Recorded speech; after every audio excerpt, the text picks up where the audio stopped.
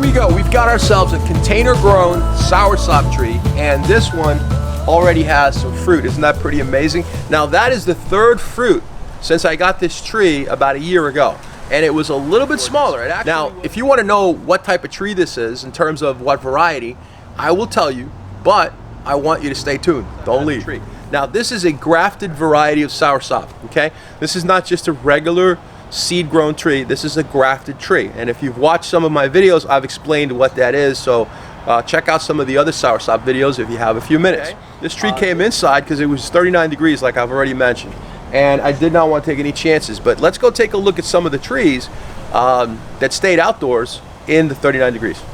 So here you can see really what the leaves look like. I think in the video they get pretty bad.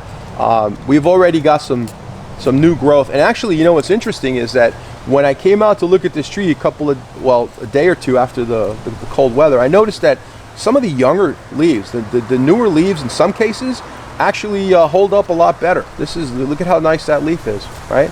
And this one too, not too bad.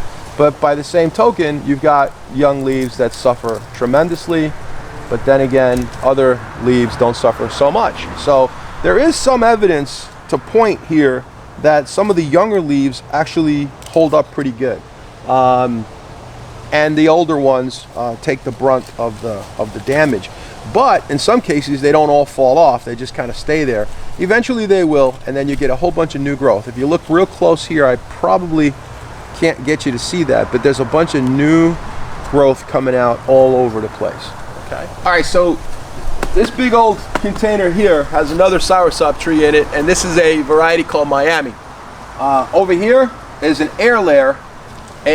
Let me stop you right there. If you don't know what an air layer is, I'm going to post up here a link, just right there, and it's going to tell you all about how to air layer a tree. Air layering trees is making more trees that are identical. They're clones to the tree that you want to duplicate, okay? You have actually created another tree. You've separated a branch from the mother tree and you create another tree.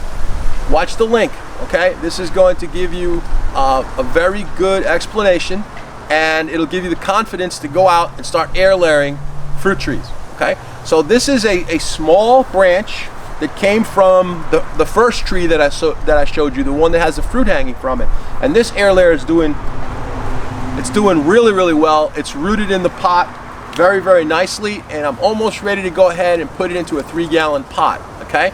And then I'll begin taking good care of it, giving it nice organic fertilizer to get it greened up and get it growing really good. And I'll be making more air layers in the spring, so I'll start making a bunch of these, and I'll probably have them available as well. Now, what I'm going to do now is I'm going to go back and I'm going to show you some of the little seedlings.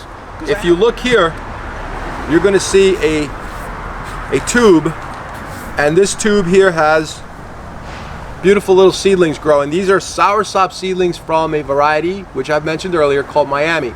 Now, why am I doing that? I just said earlier that seeds are unpredictable. Okay, that's true, but if I have something amazing already, like the Miami soursop, and I plant the seeds of that variety, if I can get my hands on some fruit, which I can because I'm growing them and I've had them and I've planted some seeds, I will probably, and here's the bad part, in 3 years have some pretty decent or maybe even more amazing fruit, because the gene mix in there is, who knows, probably they're going to be really good, because generally speaking, soursop from a really good variety will give you some pretty damn good fruit as well, and sometimes even superior. Now, can you get a dud? Yeah, you could, but the odds are in your favor that you're going to get some pretty damn good fruit if you get it from a very productive variety. Again, I have a great book about soursop trees. It's on Amazon. I'll post the link. If you've never grown a fruit tree and the first one you're going to grow is a soursop tree, get the book. It's worth it, okay? Now, also, if you are someone who's already growing a soursop tree and struggling a little bit, the book is going to help you tremendously, okay? So check it out. I'll post a link below. Right? This tube helps the taproot to develop. Taproots on trees are very important, but soursop generally has a fairly shallow root system anyway. That's why they grow very well in containers.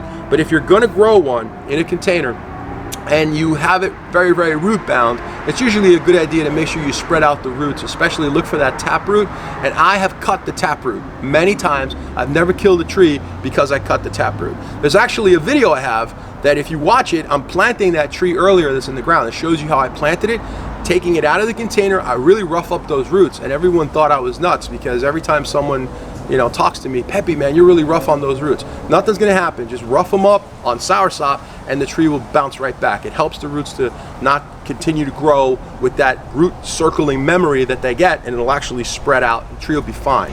So now here is what usually people do, and that's okay, it's not terrible. But if you can get these deeper tubes, or maybe get like a long milk carton and grow it in there, this way you want as much depth as possible if you plan on putting them into the field, okay? This is another one here. That's not bad, right? Two nice little Miami soursops, okay? Now, most of my efforts are going to be into grafting and air layering the top quality fruit that we find on all the different varieties of soursop that are around town. One last thing I want you to keep in mind is that we do have a group on Facebook. If you're a Facebook member, check out a group called Soursop Growers International, and there's a lot of people there with a lot of good advice, a lot of photographs, a lot of stuff that you can learn from all around the world. So check us out, Soursop Growers International on Facebook. In the back here, these are no big deal. These are just a couple of these are some papayas. This is a jackfruit, and these are some seedlings. They were outside, so they got beat up from the cold. These are sugar apple seedlings. Not bad, right? They look pretty good. And then if you guys want to learn a little more about growing soursop trees, just check out my videos. I have several of them, and again, you can visit us on Amazon. Anyway, guys, thank you so much for swinging by. I hope you benefited from the video, and I certainly ask that you subscribe to the channel if you haven't already. Hit the notification bell right below the subscribe button so that if anything new happens, you'll know all about it. And hey, how about a thumbs up? Thank you. Have a great one.